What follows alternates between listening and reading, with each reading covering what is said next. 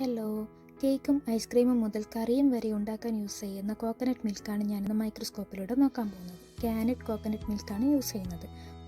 നന്നായി മിക്സ് ചെയ്ത ശേഷം ഒരു ഡ്രോപ്പ് എടുത്ത് ക്ലീൻ ആയിട്ടുള്ള ഒരു സ്ലൈഡിലേക്ക് വെച്ച് കവർ സ്ലിപ്പും വെച്ച് നേരെ മൈക്രോസ്കോപ്പിലൂടെ നോക്കാൻ പോവുകയാണ്.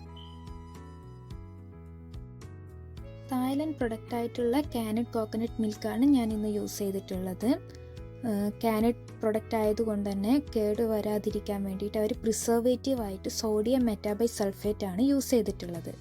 അതുകൂടാതെ coconut extract, water, citric acid എന്നിവയാണ് ഇതിൻ്റെ അകത്ത് ഇൻഗ്രീഡിയൻസ്.